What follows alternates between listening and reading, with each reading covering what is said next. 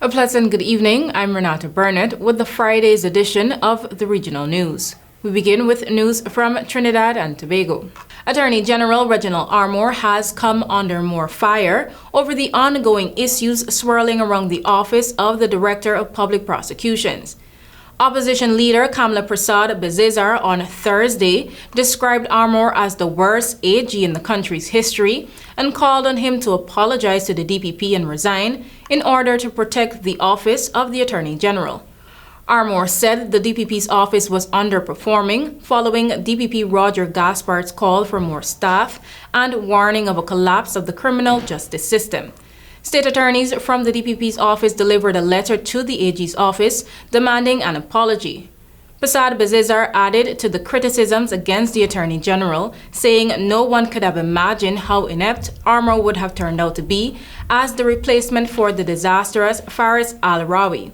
Prasad Bezizar said there were a number of controversial matters under Armour's tenure over the past year and that this was an, and I quote, incomprehensible level of professional incompetence and negligence that would have seemed to have reached its limit. Yet, this list of fiasco keeps growing, unquote. The former Prime Minister said under her administration, a cabinet decision was taken that the DPP's office be staffed with 137 prosecutors. She noted that today, under the Dr. Keith Rowley regime, there are 58 prosecutors. She said, and I quote, Armour should, and I quote, summon any honor left within himself, apologize to the DPP and resign in order to protect the office of the Attorney General, unquote. Prasad Bezizar said Armour has made a total mess of any legislation he has brought to Parliament. Now for news from Jamaica. The government will be providing 10,000 black water tanks to needy households across Jamaica, starting in fiscal year 2023 to 2024. Prime Minister Andrew Holness outlined details of the undertaking in his 2023 to 2024 budget debate presentation in the House of Representatives on Thursday.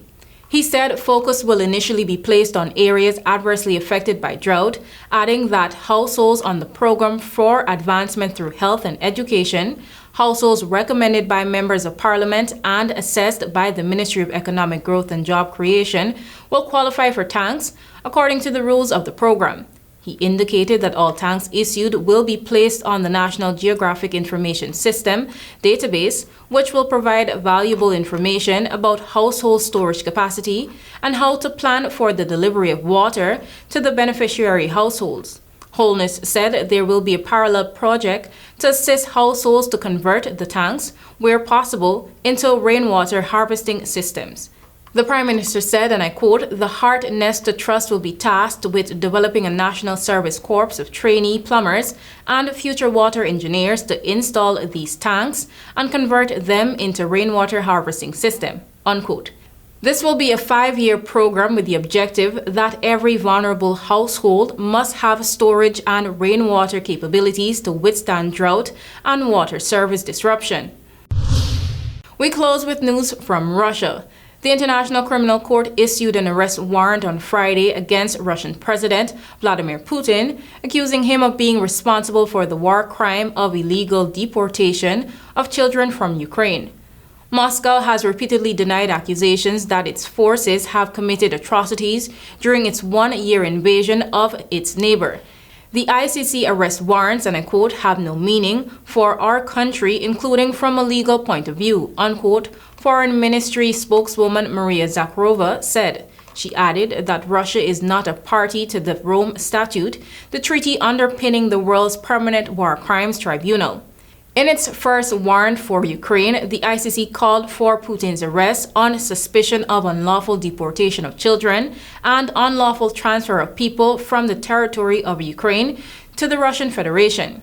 Separately, the court issued a warrant for Maria Lvova-Belova, Russia's Commissioner of Children's Rights, on the same charges. Russia has not concealed a program under which it has brought thousands of Ukrainian children to Russia, but presents it as a humanitarian campaign to protect orphans and children abandoned in the conflict zone.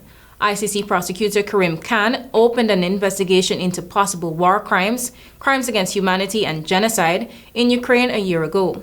He highlighted during 4 trips to Ukraine that he was looking at alleged crimes against children and the targeting of civilian infrastructure.